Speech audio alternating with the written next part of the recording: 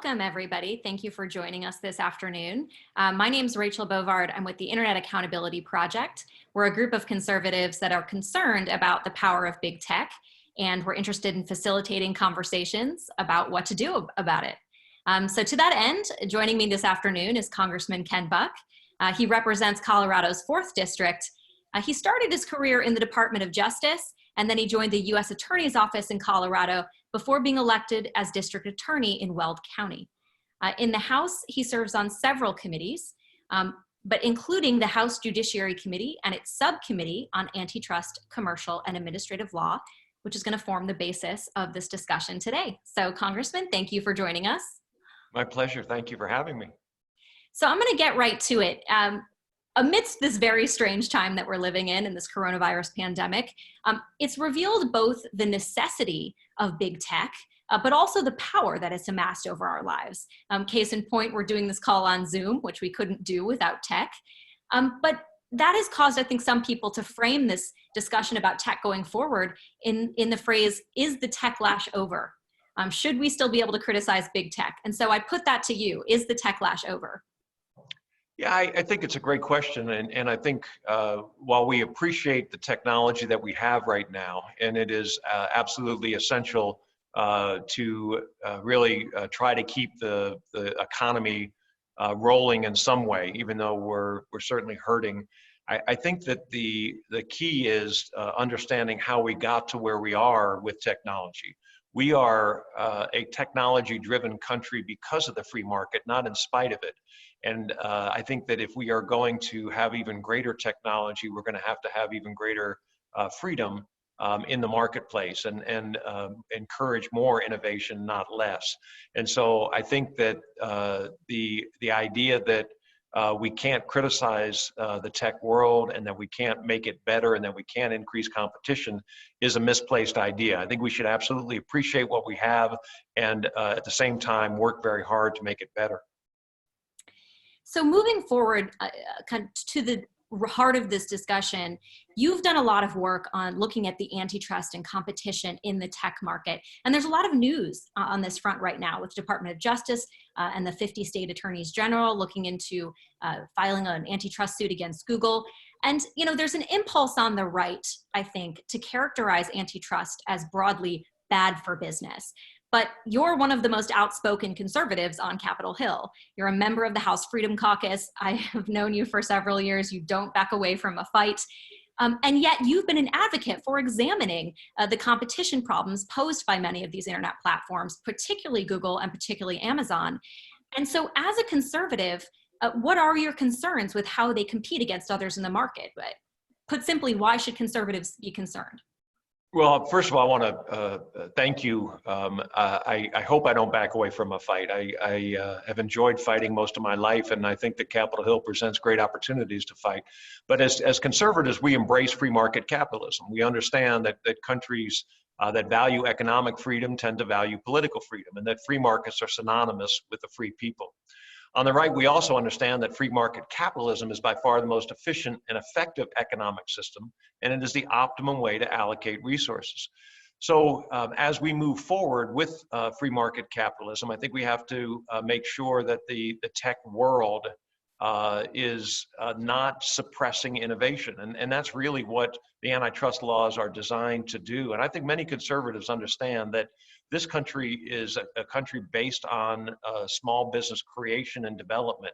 And if we at any point in time try to or allow large companies to suppress or really disincentivize that sector of our economy, we will not grow, and we will certainly not grow in the way that we have in the past. And so I am, along with Democrats and other conservatives, I feel very strongly that we need to make sure that we are looking at antitrust laws as a tool to increase prosperity across the marketplace, to incentivize small businesses, and to make sure that the large businesses don't use their platforms and their position to disincentivize the kind of innovation that comes from small businesses, that comes from entrepreneurs who are willing to take risks and don't have in mind that quarterly report that is due to their shareholders, but rather a dream that they can pursue.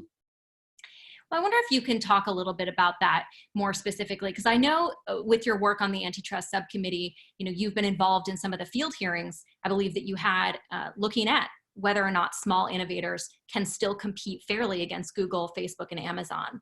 And so I'm wondering, in your estimation, can they in the current marketplace? I think it is very difficult, and especially if Google, Facebook, Amazon decide that they have an interest in the same product line. And that's what we've seen in the past that is so unfair. We had a field hearing in my home state of Colorado. We brought in various companies and representatives from companies that talked about how when they tried to use these platforms to advertise their products, these platforms then created products to compete against their product.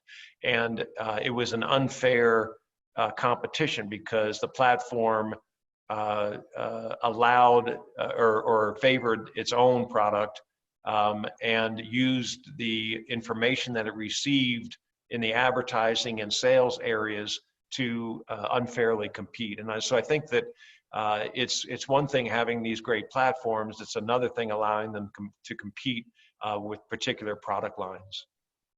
So I think this gets to the heart of one of the issues that your committee is dealing with right now about Amazon. And you were one of three conservatives that signed a letter to Jeff Bezos and Amazon, asking him to appear in front of your committee because of information that came out in the Wall Street Journal contradicting testimony from Amazon's counsel about how they used third-party seller data to set their own prices. And so if you could talk a little bit about that, do you feel Amazon misled members of the committee? Are you looking for specific information from Jeff Bezos? So I am not in a position right now to say that they misled. I think the information that they delivered was misleading. But I think whenever you put someone under oath, to start accusing them of perjuring themselves or being misleading is unfair.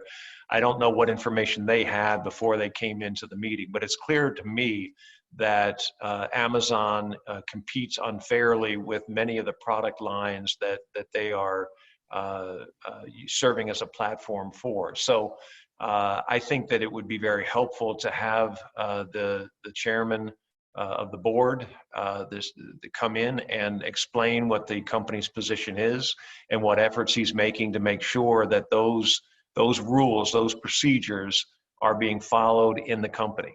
Are we going to have a perfect situation where a mid-level manager doesn't cheat and violate company policy? No.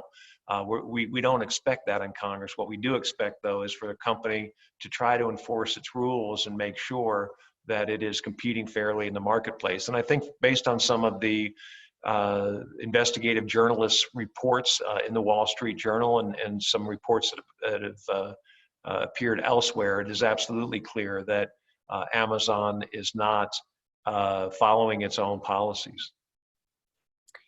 So I also wanted to ask you broadly about the work the House Judiciary Committee is doing in their antitrust investigations of these platforms. There's an antitrust report that they've been working on, and I'm wondering if you can just talk a little bit about that. Has that been a bipartisan effort? Should it be a bipartisan effort?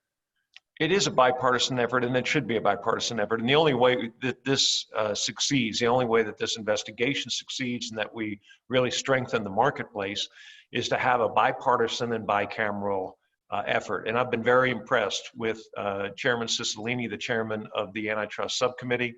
I have been very impressed with the Democrats' efforts. I am, and I have said this at every hearing that I've attended, big is not bad. I do not believe that because a company has been very successful that it should be punished or singled out in any way. But I do think when a company gets big, and particularly in this new area of the internet, and I say new because the antitrust laws were written more than 100 years ago and really didn't anticipate this kind of technology and this kind of marketplace. I think when a company gets as big as Amazon and Facebook and Google, there has to be particular scrutiny. That doesn't mean that success should be punished, but there does have to be scrutiny. And I think that the Democrats recognize that, sometimes for different reasons, but recognize that as well as Republicans. And so it is important that conservatives recognize really the advantage to the marketplace of updating the rules, the antitrust rules, to make sure that we are, really incentivizing innovation. And I think as conservatives come on board, this will be even more of a bipartisan effort. The last question I want to ask you, I think, is about some of those antitrust rules that may need to be updated, just about antitrust enforcement more broadly as well. So is it your opinion that Congress should take action to update those laws? And then further, there's been some criticism of the state attorneys general and their efforts to investigate. It's been called politicized and partisan. Do you feel they have an appropriate role in this regard? So I'm not bright enough to remember two questions. If I don't answer one of them completely, please remind me what it was. But I do think that the attorney generals have a role to play, and there's this really misunderstanding of what the role of Congress is. And I think first we should sort of define that. Congress sets the laws, creates the laws, updates the laws in the antitrust area. I keep hearing people talk to me about, well, why are you trying to break up this company or that company? That's not the role of Congress. Congress is a body that is designed to update the law in the antitrust area specifically, and give regulators the tools they need to make sure that we don't have monopoly forces at work. I think that when we update those laws, we then can also empower attorney generals in various states to look into this. Some of these national companies should be dealt with on a national basis. I can see where a company would feel that it is really being whipsawed between 3 or 4 attorney generals on one side and federal regulators on the other side. So I think that as long as the attorney generals stay in their lane, and as long as the regulators from the federal government and state governments are working together, the system will work. And I think that the attorney generals can play an important role. But I think it's also important that Congress recognize that the antitrust laws were really created to break up trusts back in the early 1900s, more than 100 years ago. And if we are going to be successful in creating a vibrant marketplace to compete in the world economy, we've got to make sure that we update those antitrust laws to be relevant to the kinds of technology that we're seeing now. Well, thank you, Congressman, for your time and for your efforts and work on this issue. We really appreciate it. For the reporters on the call, we'll have this recorded and can send it to you if you joined late and want to see the whole conversation. And then finally, Congressman Buck is just the first in a series of conversations that we're having with lawmakers on this issue. Tomorrow afternoon, I'll be talking to Senator Marsha Blackburn about big tech and privacy, and that's at 12:30 p.m. But again, thank you so much, Congressman Buck. We appreciate you and the work that you're doing.